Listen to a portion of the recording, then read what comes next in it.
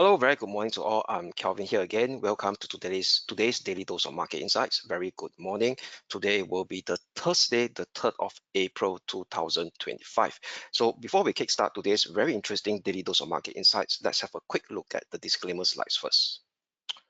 All right, leverage trading carries a high degree of risk and may not be suitable for everyone. Losses can exceed deposits. This presentation is not an offer or solicitation to buy or sell, nor financial advice or recommendation for any investment product, as well as any forecast, prediction, or projection in this presentation is not necessarily indicative of the future and likely performance of the product. This advertisement has not been reviewed by the Monetary Authority of Singapore. All right, so as usual, before we jump straight into the gist of today's daily dose, which is the intraday technical outlook on the major US dollar pair that we cover on a frequent basis, the major US stock indices, as well as two key commodities, gold XAU/USD and West Texas crude oil, let's have a recap what has taken shape yesterday in terms of the intraday performance of these asset classes in relation to the release of relevant economic data set and as well as relevant news flow. So we know that yesterday's important news flow is the announcement of US President Trump Liberation Day reciprocal tariffs. All right, so what happened over here is that these reciprocal tariffs, the hardest hit were China and some of Asia key trading net exporters. So what are they? So what I could see over here is that let me share with you guys this particular screen over here, this screenshot. All right. Yes, all right. So I could see over here in my screenshot is this particular screen grab from the White House himself. So from the White House. So yesterday's Trump announced this across the board reciprocal tariffs with a baseline of 10%. All right, and countries which has a significant trade surplus with the US and other significant non-tariff barriers that US company can't actually penetrate to their respective we call it businesses in the host in the country. Well, China was hit by having a 34% reciprocal tariff. So don't forget, China on top of that, we start in early March, Trump has US White House has really announced 20% tariffs on China. So total net China now has a 54% tariffs that's being hit by this ongoing trade war 2.0, which is much more drastic as compared to trade war 1.0. So the European nation will hit the second hardest by 20%. I would say that 20% over here, 46% Vietnam, Taiwan 32%, in Japan 24%, India 26%, South Korea 25%, Thailand 36%, closer to our neighbors, Indonesia 32%, Malaysia 24%. So net overall, what I could see over here is that in a nutshell, Asia is one of the worst hit by these reciprocal tariffs. And even though Singapore itself over here, let me share with this particular Singapore. So this is the whole list of tariffs over here. Singapore is hit by 10%. So even though Singapore is not hit by a drastic amount like in China, Vietnam, South Korea, and Japan, but do not forget, Singapore, we are still export driven. If other export nations got hit, their trading, we call it supply chain will get impacted. And who knows, Singapore will face a negative feedback loop as well in terms of real fundamental economic growth. Okay, something to bear in mind for. So with this tariffs that's being hit over here, there is potentially, if you look at the current situation, there could be potential retaliation coming out from China over here, and even in Canada. Let me share with you. Okay, Canada new Prime Minister is set to actually announce countermeasures today. All right. So despite the fact that for Canada, this time around, Trump didn't hit Canada with the baseline 10% reciprocal tariffs because ongoing there's this 25% tariffs that's being hit on certain Canada products. And don't forget, Canada will be hit by the universal 25% automobile tariffs that go to kickstart today as well, and also other industrial and sectorial tariffs that may be announced pretty soon, especially on lumber, which is thick wood, that Canada has a significant export to US as well. All right, so what we could see over here is a broad-based risk-off environment that we are seeing right now. So if you look at the US stock market, yes, it rallied yesterday by having a gain of 67%, 0.67% on the SPX, the Nasdaq 0.75%, the Dow Jones 0.56%, the Russell 2000 1.65%. Like I mentioned earlier on in my daily dose, whatever rebound that we see is likely to be counter trend in nature. That means, AKA, corrective rebound, dead cat bounce within a medium-term downtrend phase, which indeed it takes shape after the announcement of the reciprocal trade tariff. It spiked up, but it can't break above the 20-day moving averages across the board. Later, I'll share with you on the intraday technical outlook on the Nasdaq 100 and the US Wall Street 30, representing the Dow Jones Industrial Average. So the Nasdaq 100 right now, as we are speaking, the E-mini futures is trading down by -3%, and the S&P E-mini futures is trading down -2.7%. All of them have a bearish reaction after a retest on their 20-day moving average. So the Nasdaq 100 briefly tested 19,770, which is a 20-day moving average, and spiked down in today's Asia session. The US Wall Street 30 tested 42,340. So that's our pivotal resistance, which is the 200-day moving average before shipping this bearish reaction as we are speaking right now. All right, and also this risk-off environment is actually benefiting the yen. What you could see is that we see yen strength now, yen strength coming in. That means the dollar yen is performing the worst against the dollar major currency, which is this is a 5-day rolling performance of the US dollar against other major currency as we are speaking right now. So right now we start to see a K-shaped performance that is being take shape in the FX market. Yen strength coming into the picture, whereas we start to see other dollar pair pretty much a mix over here. The dollar is weakening against the euro, the sterling, the euro and the sterling as well, but not so weak against the Aussie and against the Kiwi and against the Sing dollar, because Sing dollar is still considered as a safe haven currency among Southeast Asia region, and against the so-called the Chinese yuan is primarily because of potential intervention by PBOC, and not so weak against the Aussie dollar, because don't forget Aussie dollar is also being viewed as a risk-sensitive currency. So any form of risk-off environment pertaining by risk asset classes, that means triggered by stock indices, will tend to see the Aussie dollar less strength on the Aussie dollar as well. All right, because the Aussie dollar is considered as a risk sensitive currency or high beta currency. So that's why the dollar didn't weaken so much against the Aussie dollar as we are speaking right now. All right, and very interestingly for sure, gold continues to see fresh all-time high, 3,150, 3,160, which are our resistance that we highlighted. So as we are speaking right now, gold continues to actually be traded firm. So gold price right now is trading at 3,146 level after hitting a fresh high of 3,150. So let us touch on what are the key levels to watch for today on gold XAU/USD and its intraday technical trend bias. And interestingly, oil prices plummeted as expected, below 70.40 right now trading at 70.13. That's for West Texas crude oil. As we highlighted yesterday, there is an emergence of weak technical element on the short-term chart on West Texas crude oil. So later I'll touch on where will be today's trend bias and key levels to watch for West Texas crude oil. So in the longer term, West Texas crude oil, despite the 3 weeks of rally, is considered more of a counter trend rebound rally within a very long-term choppy trend configuration. And right now we know that given this risk-off environment that's taking shape, global growth will be impacted as well. That means there could be potential slowdown in global growth to this all this disruption in global supply chain, and it may have a negative boomerang impact back into the US economy as well. Later I'll touch on in the intermarket and fundamental analysis segment. Why do I say so? And especially with that could actually slow down energy demand globally. So that will explain to us in a longer term basis, West Texas crude oil is still trapped in a kind of a choppy major triangle like range configuration. Later I'll share with you when I cover the intraday technical outlook on West Texas crude oil.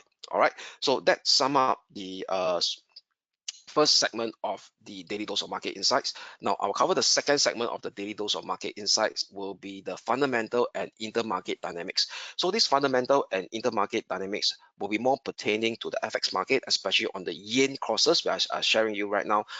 This yen strength is actually now seen across the board, and this yen strength will be persistent and may last longer than an intraday basis. That means from a multi-week to multi-month approach.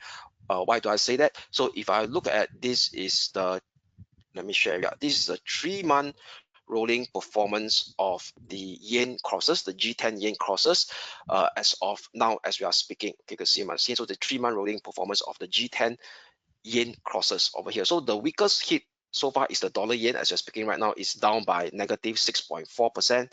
Second in place will be the Canada yen is down by negative 5.6%, and followed by the Aussie yen down negative 4.8%.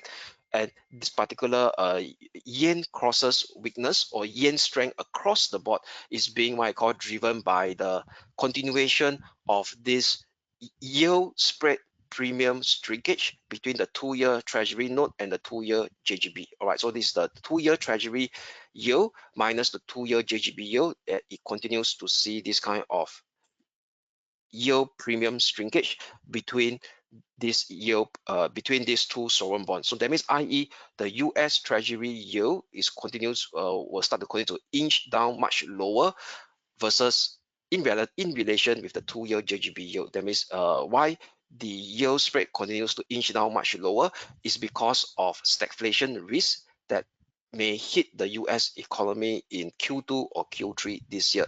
And this has been pretty much seen over here by this longer term fundamental chart over here, where I take into account of the consumer sentiment data in the US. So this is considered as a leading economic indicator.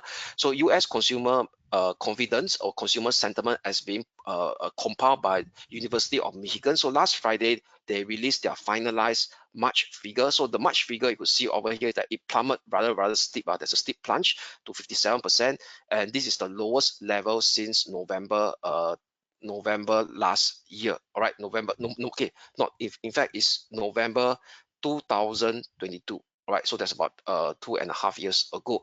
And what's interesting over here is that the plunge in consumers, the significant plunge in consumer sentiment, as compiled by University of Michigan, also starts to see a rise in future inflationary trend in the US, as depicted by University of Michigan Inflation Expectation Survey. So if you look at the 5-year forward inflation expectations survey done by University of Michigan, for the March, it actually skyrocketed to 4.1%, and this is the highest level since March or January 1993. So that's close to about what, 32-year high. So what we could see over here is that, and even the shorter term 1-year inflation expectation has also skyrocketed to 5% by this steep rally, by this breakout of this former significant trend line resistance, now turn into a pullback support, and this also break out above the former significant resistance level at June 2008. So net overall, this particular chart over here is a fundamental chart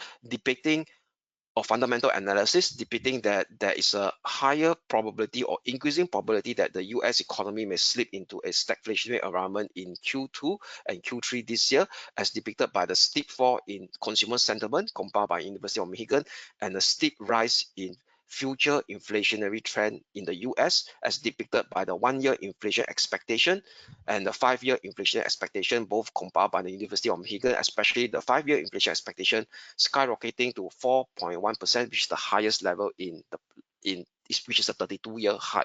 So with this stagflationary risk environment growing in increasing probability, that could also continue to see the yield premium shrinkage between the 2-year treasury yield minus of the 2-year JGB yield, and that this particular yield premium shrinkage could continue to inch downwards much lower to hit around the 2% level, and that could also potentially see further yen strength coming into the picture. That means, i.e., further weakness on this G10 yen crosses, especially against the dollar yen, the cat yen, the Aussie yen, and the Kiwi yen. All right, so this is something more of a longer term perspective or in this fundamental and intermarket analysis segment of the daily dose, where potentially there could be yen strength coming back into the picture, driven by trade tariffs risk, stagflation risk in the US, and that could start to see a multi-week to multi-month of yen strength coming back into the FX market, as being depicted by this 3-month rolling G10 yen crosses. All right, so with that, now let us immediately jump straight into the intraday technical outlook segment for today, which we do it on a daily basis, starting with the FX market first. All right, so with that, let me expand my screen so that you guys could have a better view of the chart. All right, so let us start with the FX market over here. Okay, so for the FX market, let's kickstart with the euro dollar. So the euro dollar yesterday, we do have a bearish bias, but this bearish bias is more like a range bound scenario where we're expecting it to hit close to the 1.0765 slash 1.0730. So in yesterday's European session, it hit 1.0786. They hit 1.0765, and before it staged this strong rally, reintegrating back above the 20-day moving average after the release of the US reciprocal tariff. All right, over here. So the reason why the euro is strengthening against the dollar and the dollar is not being used as a safe haven currency now is because of a flight of or a winding of US risk asset classes. That means we know that in the last 10 year or so, or close or since the pandemic crisis in March 2020, over here that we start to see a very strong outperformance of US stock market against the rest of the world. We call it US exceptionalism.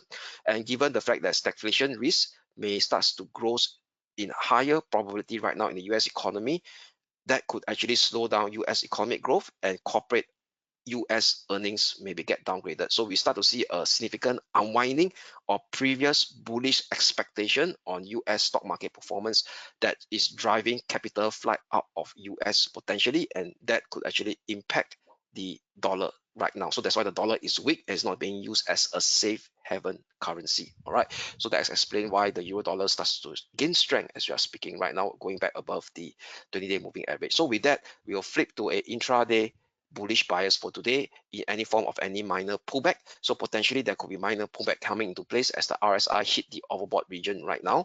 As we are speaking, as long as this minor pullback didn't surpass below 1.0840 during the start of the European session, we'll flip to a intraday bullish bias on euro dollar. Next resistance level to watch 1.0940 slash 0970 before 11010 slash 11040 next. So 11010 and 11040 is in fact the congestion area of 3rd of October last year. And if we do the FIBO extension in this ongoing minor impulsive wave 3 that's taking shape on the euro dollar, taking into account the low of 27th November, project it to the high of 31st of November, and project it to this Tuesday low, is correspond to the 2 times FIBO extension. All right, only an hourly close and the breakdown below 1.0840 short-term pivotal support that we have for today will negate today's intraday bullish bias on the euro dollar to see a choppy downward drift again back towards the minor range support level of 1.0765 slash 1.0730, which is the 200-day moving average. I think that's a similar support level as well. So net in a nutshell, due to its positive momentum that we are seeing right now and its reintegration back above the 20-day moving average, we will flip to a bullish bias in any potential dip using 1.0840 as my short-term pivotal support level for today on the euro dollar. Up next will be the sterling dollar. So the sterling dollar also rallied as well and reintegrate back above the 20-day moving average. So yesterday we do have a short-term bearish bias within the sideways range, aiming for it to retest 1.2870, which is the minor range support level, but unfortunately it didn't happen. It only printed a low of 1.29 figure level during the European session before it starts to rally up throughout the US session and hit above the pivotal resistance level at 1.2965, which is the former minor range resistance level, now turns into a pullback support, and so coming very close to the 20-day moving average. I think it's a similar support at 1.2965 as well upon the release of the US reciprocal trade tariffs details. So with that, the RSI now is in grossly overbought level and is almost the highest level that is seen within the last 4 weeks over here, higher than the 18th of March high of 79. All right, so given that it's in grossly overbought territory, there will be a form of a minor pullback potentially during the start of the European session. First support level to watch for the minor pullback is this meeting line over here at 130 figure, which is psychological level, and maximum 1.2965, which is the minor range resistance, now turns into a pullback support yesterday after the bullish breakout upon the release of the US reciprocal trade tariff. So it has a significant psychological impact. So using 1.2965 as my short-term pivotal support rather than 130 figure level, as long as any minor dip or pullback didn't surpass below 1.2965 during the European session thereafter, we will flip to a intraday bullish bias for the sterling dollar. Next resistance level to watch 131 figure, followed by 131.70, 132 figure next, which is the graphical congestion area here of 19th of September and 4th of October last year. And in terms of Fibo extension for that minor impulsive wave 3 level, okay, that could potentially be 2.618% as well. All right, 2.618, okay, not percent, 2.618 Fibo extension. However, only a breakdown with an hourly close below 1.2965 will invalidate today's intraday bullish bias to see a choppy downward drift again to retest 1.2870, which is the minor range support level of 1st of April and 27th of March. Below it may see a further slide to revisit 1.2810, which also confluence the 200-day moving average acting as a similar support at 1.2810 as well. So net in a nutshell, using 1.2965 in any form of a potential dip, as long as this potential dip didn't surpass below 1.2965, we will flip to a intraday bullish bias on the sterling dollar for today.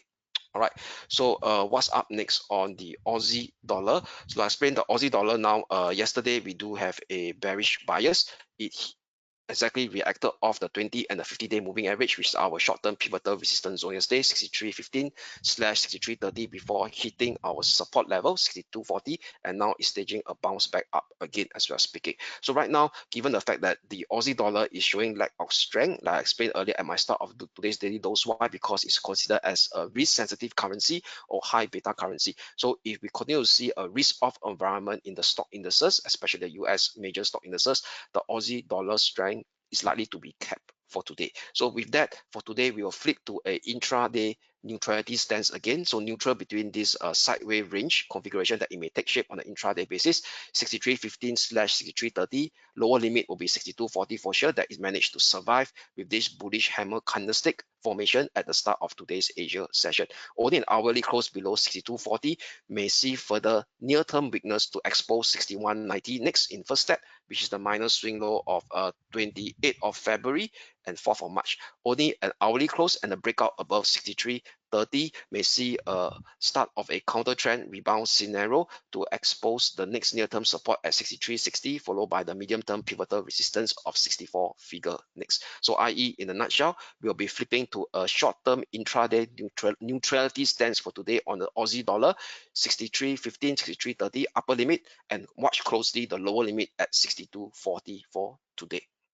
Lastly will be the dollar yen. So like I explained now, the dollar yen is now plunging downwards due to the yen strength being used as a hedging tool or hedging instrument in this ongoing risk-off environment. So the dollar yen plummeted as expected and hit our support level at 148.20, 148.60 level. So now the Aussie yen now is now coming very close to an oversold region. So given during this oversold region over here during the European session, there could be a sign of a minor bounce back up towards 148.20, 148.60, maximum 149.10 level. So 149.10 level is also the 20-day moving average, acting as a similar graphical resistance over here.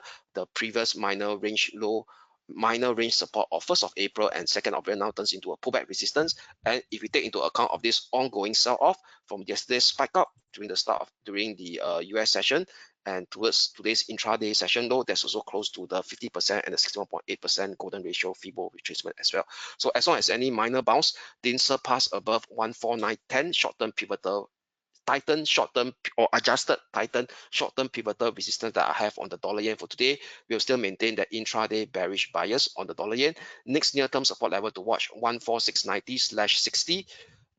Below it says 145.90 next, which is also a Fibo extension.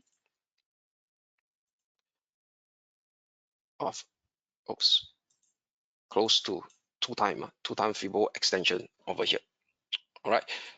So only a push up and an hourly close above 14910 short-term pivotal resistance will invalidate today's intraday bearish bias on the dollar yen to see a squeeze up to revisit 150.40 again. All right, which is very close to the 50-day, very close to the 50-day moving average, slightly low, higher, and this important ongoing upper limit of this minor descending medium term descending channel upper limit since the high of 10th of January this year. All right, so i.e. in a nutshell, we'll still maintain that intraday bearish bias on the dollar yen, except the fact that there could be some sign of a minor bounce given that the hourly RSI has really dipped into the oversold region. Minor bounce resistance level to watch in first step 14820/14860 over here before another impulsive down move sequence may unfold. Maximum we will have for this minor bounce that could take shape as long as it didn't surpass 14910 short-term pivotal resistance level. We saw confluence with the 20-day moving average. We'll maintain the intraday bearish bias for the dollar yen for today. Right, so that's for the dollar yen intraday technical outlook. And before we go on the FX space, let me highlight to you all one intraday outlook on the yen crosses as well, which is the Aussie yen. So Aussie yen, very interesting over here. This is the hourly chart of the Aussie yen. It has been clearly broken down below this sideways symmetrical triangle range configuration that was previously in place since 5th of March. So this about 4 weeks plus of sideways range configuration has been broken down yesterday or today's start of Asia session over here. So with that, I'll be using 93.25 as my short-term pivotal resistance level. Intraday bearish bias on the Aussie yen. Near-term support level to watch in first step 91.85/60, which is the minor swing low area of 5th of March at 11th of March. A breakdown below it exposes 90.60 next over here. All right, which is the 2-time Fibo extension on the downside. Only an hourly close and the breakup above 93.25 will invalidate today's intraday bearish bias on the Aussie yen to see a squeeze up towards 94 figure level. Above it may see a retest at the 50-day moving average, acting as a similar resistance of yesterday's bearish reaction high, which is the spike up at 95.10. Right, so that's for the Aussie yen, using 93.25 as my short-term intraday pivotal resistance to have an intraday bearish bias for today.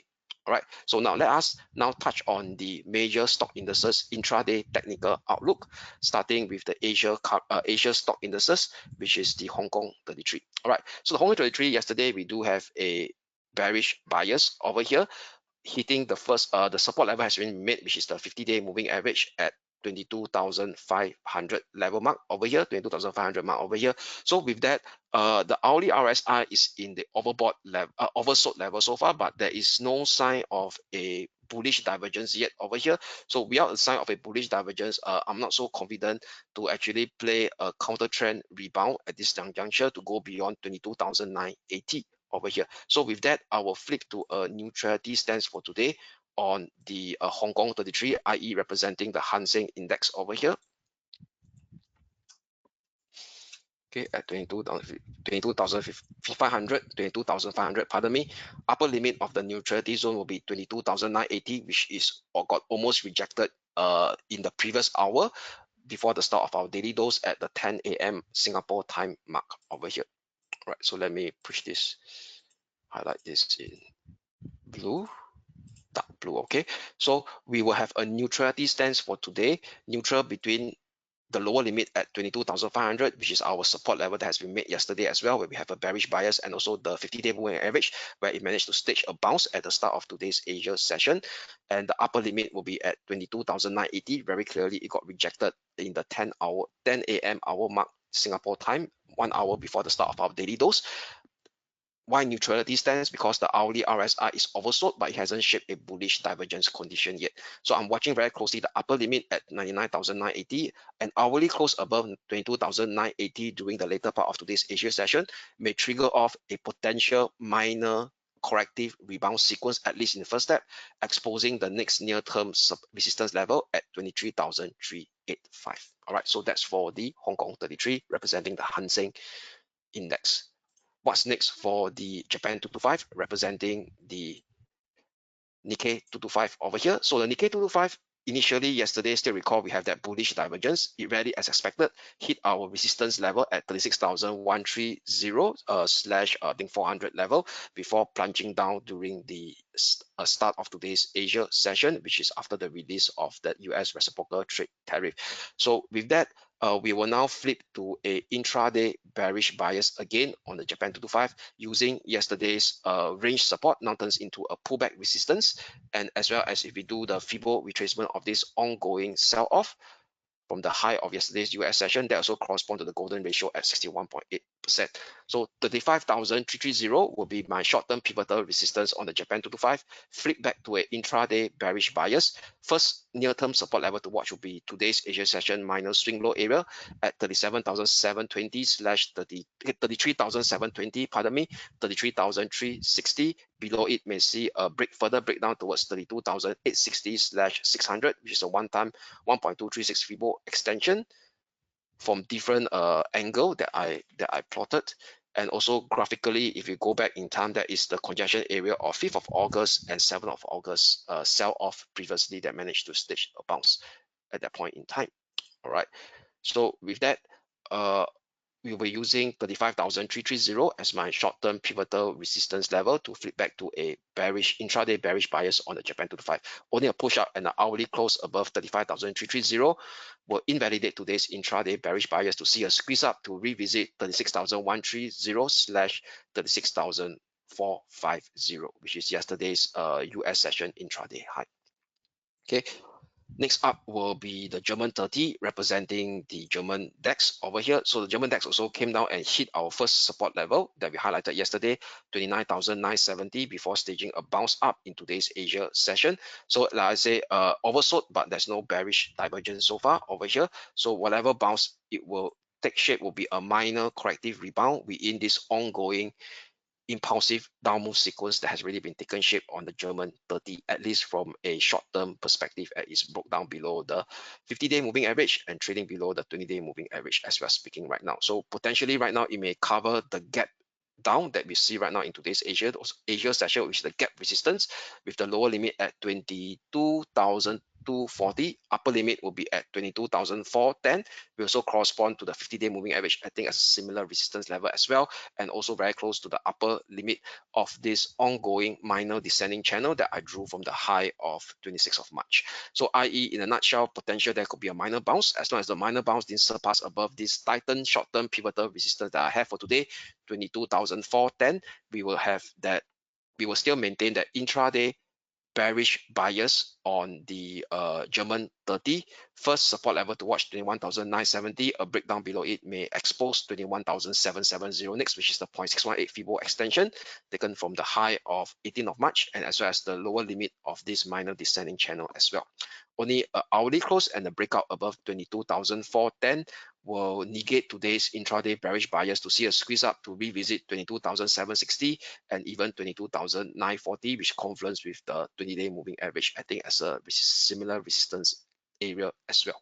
All right, so i.e., in a nutshell, using a tightened short-term pivotal resistance level at 22,410 for today to maintain the intraday bearish bias on the German 30.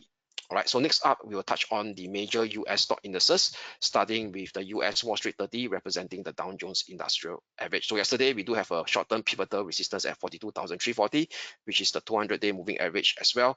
Price action spike up upon the announcement of the US reciprocal tariff, then thereafter it plummeted downwards over here. So the retest also retested 42,570, which is the pullback line of the pullback, the pullback resistance of this former minor ascending range configuration, which is from 14th of March over here. So with that, the hourly RSI hasn't hit the oversold level yet, so there could be a first resistance level to watch will be at 41,670, but I do not want to tell it to be so tight at 41,670, so I will use a slightly higher level, 42,015 as my short-term pivotal resistance level. We also confluence with the 20-day moving average as well as it broke down below it. So as long as this bounce didn't surpass above 42,000, any potential minor bounce, pardon me, didn't surpass above 42,015, we'll still maintain that intraday bearish bias on the US Wall Street 30 below 41,200 for today may expose the next near-term support level at 40,665, which is the minor swing low area of 14th of March. only a breakout and hourly close above 42,015 will negate today's intraday bearish bias to see a squeeze up again to retest the 200-day moving average and yesterday's intraday high, US exchange intraday high at 42,340, 42,570. So i.e. in a nutshell, using an adjusted tighter short-term pivotal resistance level at 42,015 to maintain our intraday bearish bias on the US Wall Street 30. Next up will be the Nasdaq 100. So Nasdaq 100 has a much more nasty push up above 19,490, our short-term pivotal resistance level yesterday, but can't break below the 20-day moving average, which is at 19,770, which also correspond to 19,770 as well. All right, so with that, the price action now has already surpassed and break down below this bearish flag formation. So yesterday's the rebound that was seen this Monday is considered as a bearish flag. It broke down below this bearish flag, and the pullback of this bearish flag, which is the pullback resistance of this bearish flag, is at 19,240, which is so the minor swing low area of 1st of April and yesterday's US session low as well. All right, at the start of yesterday US session low, which is our first support level, where we have a bearish bias before it bounce off. So with that, this could be a potential psychological level to watch on an intraday basis. So I'll be using 19,240 as my short-term pivotal resistance level for today, maintaining that intraday bearish bias on the Nasdaq 100. Next near-term support level to watch will be 18,560. A breakdown below it exposes 18,430/18,310.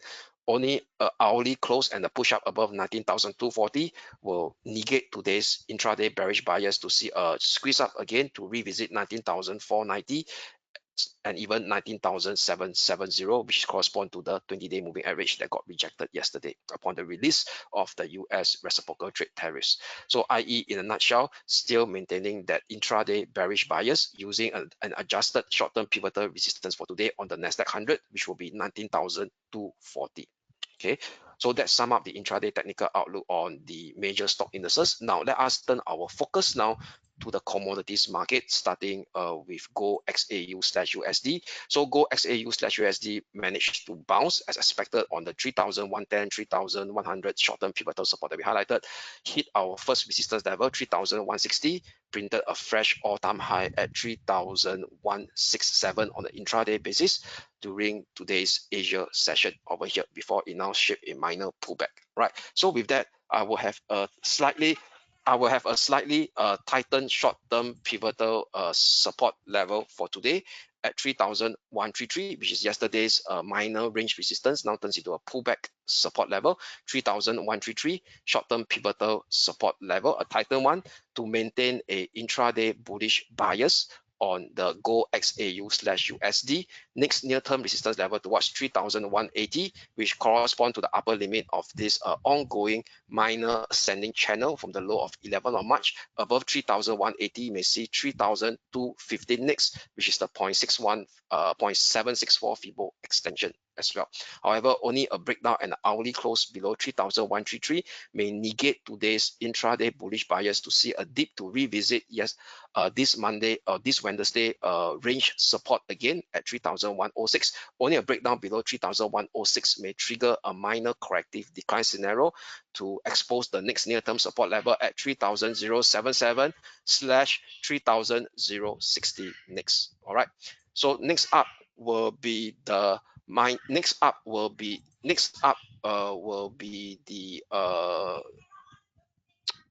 will be the West Texas crude oil over here. Okay, pardon me. Do allow me to actually adjust my voice over here.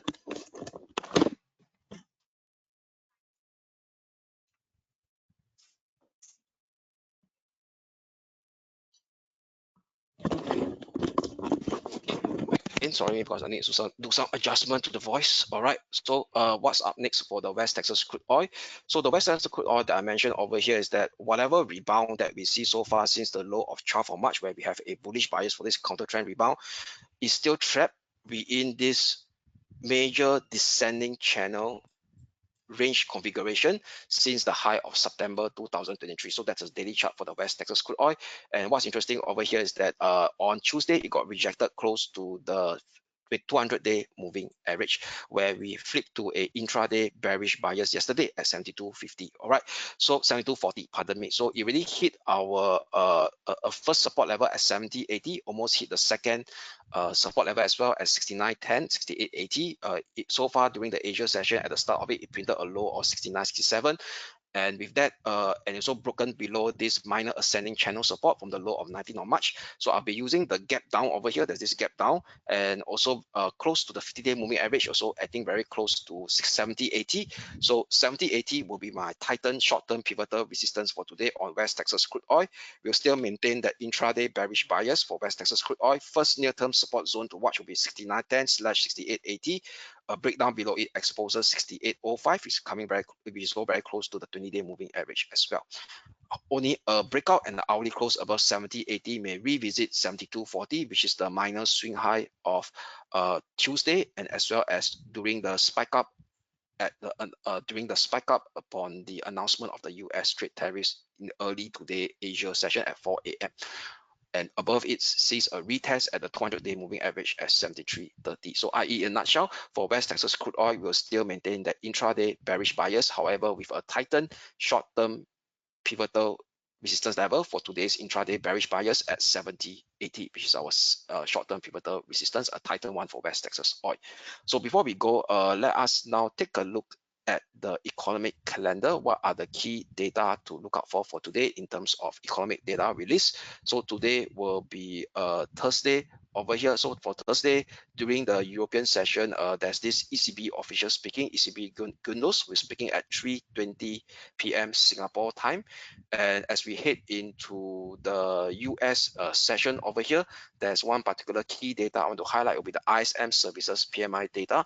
So market participants will be looking very closely to the ISM PMI data. Why? Because the previous day on Tuesday, the ISM manufacturing PMI slipped into a contractionary level for the month of March, and it went down to below 50. So ISM services PMI previously month was 53.5. Market is expecting at 53. So any dip below below 53 may signify further economic weakness in the US economy, and also the subcomponent will be closely watched as well, which is the services input prices. That means, i.e., the cost of business in the services industry in US. And if this level continue to spike up, because it continued to inch much higher in the last few months, previously was 62.6. Any number at 65 to 66 level will indicate a higher probability of a stagflationary risk environment in the US that may potentially trigger off another round of weakness on the major US stock indices. So something to look out for at 10 p.m. Singapore time today. All right. And thereafter will be a quiet US session, except that we have two Federal Reserve officials speaking, Fed Jefferson and Fed Cook at 12:30 a.m. and 2:30 a.m. Singapore time. On Friday, so market participants will be hearing very closely to this Federal Reserve officials speech. How does this latest reciprocal trade tariffs take into account of their future monetary policy stance in the US? Something to look out for at 12:30 a.m. and 2:30 a.m. Singapore time. And before the start of our daily dose tomorrow at 7:30 a.m., we have the release of Japan household spending for the month of February, something to take note of as well. That could impact the dollar yen and the Nikkei 225 price action at the start of tomorrow Asia session, which is Friday, 4th of February, before the 11 a.m. Daily dose start of it. So with that, that sum up today's daily dose of market insights. I'm Kelvin here, signing off, wishing you all a great day ahead, and we shall speak again tomorrow. Thank you.